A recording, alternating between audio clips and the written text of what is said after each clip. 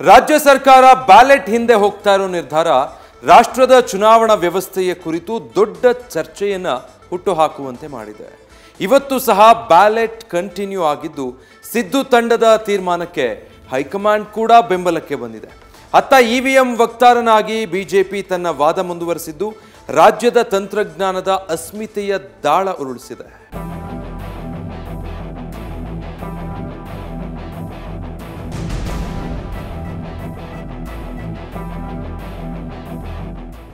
Ballot ಅದ್ಯಾಕೋ ಕಾಂಗ್ರೆಸ್ಗೆ ಪ್ಯಾರೆಟ್ಟು carrot ರೀತಿ ಕಾಣಿಸ್ತಿದೆ.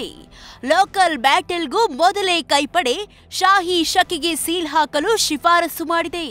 ವೋಟಿಂಗ್ ಬೂತ್ಗಳಲ್ಲಿ ಇವಿಎಂ ಒಂದ್ ರೀತಿ ಭೂತದಂತೆ ಕಂಡ ಕಾಂಗ್ರೆಸ್ ಹಳೆ ಮತಪತ್ರ ಯುಗಕ್ಕೆ ಜಾರುವ ಸುಳಿವು ನೀಡಿದೆ.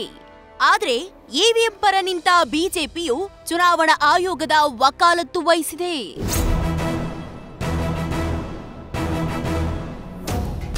ಬ್ಯಾಲೆಟ್ನಲ್ಲೇ ಈಗ 136 ಗೆದ್ದು ತೋರಿಸಲಿ ಅಂತ ಚಾಲೆಂಜ್. ಬಿಜೆಪಿಯ ಸವಾಲಿಗೂ ಕವಾಲಿಗೂ ಸೈ ಎಂದ ಕಾಂಗ್ರೆಸ್ ಪಡೆ.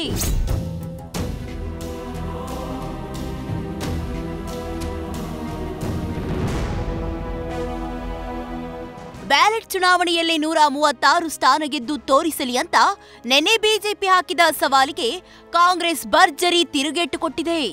ಬೆಂಗಳೂರಿನಲ್ಲಿ ಬೈಕ್ ಮೇಲೆ ಕೂತು ಬೈಟ್ ಕೊಟ್ಟ ಡಿಸಿಎಂ ಡಿಕೆ ಶಿವಕುಮಾರ್ ಬಿಜೆಪಿನೇ ಜಾರಿಗೆ ತಂದಿದ್ದ ಕಾನೂನು ತಂದು ತೋರಿಸ್ತೇನೆ ಅಂದ್ರು. ಸಚಿವ ಪ್ರಿಯಾಂಕ್ ಖರ್ಗೆ ಮಾತ್ರ ಮತಯುದ್ಧಕ್ಕೆ 3 ವರ್ಷ ಬಿಟ್ಟು ಬನ್ನಿ ಅಂತ ಬೀಳ್ಕೊಟ್ರು. ಬ್ಯಾಲೆಟ್ ಪೇಪರ್ ವಿಚಾರ 136 ಸ್ಥಾನನ ಗೆದ್ದು ತೋರಿಸ್ತೀವಿ. ಈಗ ನೋಡ್ರಿ, 136 ತೋರಿಸ್ತೀವೋ 150 ತೋರಿಸ್ತೀವೋ, ಈಗ ನಾನು ನಾಳೆನೋ ನಾಳಿದ್ದೋ ಕಾನೂನು ತಂದು ತೋರಿಸ್ತೀನಿ ನಿಮ್ಗೆ. ಬಿಜೆಪಿ ಅವರು ಯಾಕೆ ಮಾಡಿದ್ರು? ಬಿಜೆಪಿ ಅವರು ಅದನ್ನ ಆಕ್ಟ್ ಮಾಡ್ಬೇಕಾದ್ರೆ ಲೋಕಲ್ ಬಾಡೀಸ್ ಅಲ್ಲಿ ಬ್ಯಾಲೆಟ್ ಆರ್ ಇವಿಎಂ ಅಂತ ಮಾಡ್ರೆ ಯಾಕೆ ಮಾಡಿದ್ರು?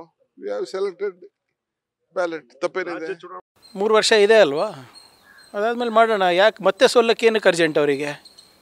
ಈಗ ಇವಿಎಂನಲ್ಲೂ ಸೋಲ್ಬೇಕು, ಬ್ಯಾಲೆಟ್ನಲ್ಲೂ ಸೋಲ್ಬೇಕಂತ ಅವರು ನೋಡಿ ಹೂಸ್ ರೆಸ್ ಇವ್ರು ಯಾಕ್ರಿ ಸ್ಪೋಕ್ಸ್ ಪರ್ಸನ್ ಆಗ್ತಾ ಇದ್ದಾರೆ ಎಲೆಕ್ಷನ್ ಕಮಿಷನ್ ಅವರಿಗೆ? ಈಗ ಬ್ಯಾಲೆಟ್ ಪೇಪರ್ನಲ್ಲಿ ಮಾಡೋದ್ರಲ್ಲಿ ತಪ್ಪೇನಿದೆ?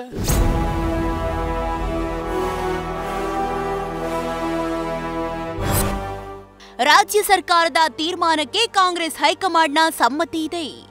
ಇವತ್ತು ಕಲಬುರಗಿಯಲ್ಲಿ ಮಾತನಾಡಿದ ಎಐಸಿಸಿ ಅಧ್ಯಕ್ಷ ಮಲ್ಲಿಕಾರ್ಜುನ್ ಖರ್ಗೆ ಮುಕ್ತ ಕಂಠದಿಂದ ಶ್ಲಾಘಿಸಿದ್ರು. ಮತ್ತು ಬ್ಯಾಲೆಟ್ ಪೇಪರ್ಗೆ ನಾವು ಇವತ್ತೇ ಕೇಳ್ತಾ ಇಲ್ಲ, ಸುಮಾರು 10-15 ವರ್ಷದಿಂದ ಬ್ಯಾಲೆಟ್ ಪೇಪರ್ ತರಬೇಕು, ಈ ಇವಿಎಂದಾಗ ಮೋಸ ಆಗ್ತದೆ ಅಂತ ಹೇಳಿ ಅದರದ್ದು ನಾವು ಚಳುವಳಿ ಮಾಡಿದ್ವಿ. ರಾಜ್ಯದಲ್ಲಿ ಇದನ್ನು ಪಂಚಾಯತ್ ಲೆವೆಲ್ನಲ್ಲಿ ಮತ್ತು ತಾಲೂಕಾ ಪಂಚಾಯತ್, ಜಿಲ್ಲಾ ಪಂಚಾಯತ್ನಲ್ಲಿ, ಮುನ್ಸಿಪಾಲಿಟಿಯಲ್ಲಿ ಇದ್ರದ್ದು ಮಾಡ್ತಾ ಇದ್ದಾರೆ. ಇದು ಗುಡ್ ಸ್ಟೆಪ್, ಒಳ್ಳೆಯದಾಗ್ತದೆ. ಆದ್ರೆ ರಾಜ್ಯ ಸರ್ಕಾರದ ನಿರ್ಧಾರದ ವಿರುದ್ಧ ಬಿಜೆಪಿಯ ಸಿಟ್ಟು ಇಳಿದಂತಿಲ್ಲ. ಶಾಸಕ ಡಾಕ್ಟರ್ ಅಶ್ವಥ್ ನಾರಾಯಣ್ ಇವಿಎಂ ಜೊತೆ ವಿಪ್ಯಾಟ್ ತಂದ್ರು. ಇದಕ್ಕಿಂತ ಪಾರದರ್ಶಕತೆ ಬೇಕಾ ಅಂತ ಪ್ರಶ್ನೆ ಇಟ್ರು. ಇವಿಎಂ ರೆಡಿ ಆಗೋದೇ ಇಲ್ಲಿ, ಆದ್ರೆ ಹೆಮ್ಮೆಯ ಕರ್ನಾಟಕಕ್ಕೆ ಇವರು ವಿಲನ್ ಆದ್ರು ಅಂತ ಕುಟುಕಿದ್ರು. ನೀವು ಯಾವ ಕ್ಷೇತ್ರದಲ್ಲಿ ಏನೆಲ್ಲ ಕೇಳ್ತೀರಾ, ಎಲ್ಲ ಕೊಡುಗೆ ಕೊಟ್ಟಿರೋದು ಕರ್ನಾಟಕ. ಪ್ರಗತಿಪರ ಅಂದ್ರೆ ಕರ್ನಾಟಕ, ಭಾರತದ ಹೆಮ್ಮೆ ಅಂದ್ರೇನೆ ಕರ್ನಾಟಕ. ಈ ವಿಲನ್ಗಳಿಂದ ಏನನ್ನು ಬಯಸ್ತೀರ ನೋಡಿ? ಗೂಂಡಾಗರ್ದಿ ಮಾಡಬೇಕು, ಬೂತನ್ನು ಕ್ಯಾಪ್ಚರ್ ಮಾಡಬೇಕು, ಹೇಗಾರ ಮಾಡಿ ಚುನಾವಣೆನ ಗೆಲ್ಲಬೇಕು ಅನ್ನುವಂಥ ಏಕೈಕ ಉದ್ದೇಶ ಹೊರತು ಸಮಾಜದ ಬಗ್ಗೆ ಎಳ್ಳಷ್ಟು ಕಾಳಜಿ ಇಲ್ಲ. ಏನಾರು ಒಂದು ಒಳ್ಳೆ ಆಡಳಿತ ಭಾಷೆನಲ್ಲಿ ಮಾತಾಡಿರೋದು ನೋಡಿದ್ದೀರಾ ನೀವು? ಆಡಳಿತ ಸುಧಾರಣೆಗಳನ್ನು ಮಾಡೋದು ನೋಡಿದ್ದೀರಾ? ಪ್ರಗತಿ ಪರವಾದಂಥ ಹೇಳಿಕೆ ಕೊಡೋದನ್ನ ನೋಡಿದ್ದೀರಾ?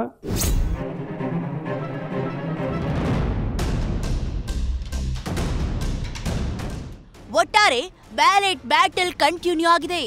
ಕಾಂಗ್ರೆಸ್ ಬ್ಯಾಲೆಟ್ ಪರ ನಿಂತಿದೆ. ಎಲೆಕ್ಷನ್ ಕಮಿಷನ್ನೇ ಬ್ಯಾಲೆಟ್ ಕಡೆ ಬ್ಯಾಟ್ ಮಾಡಿದ್ದು ಬಿಜೆಪಿ ಜೆಡಿಎಸ್ನ ಇವಿಎಂ ವಾದಕ್ಕೆ ಬೆಲೆ ಕುಸಿಯುತ್ತಿದೆ.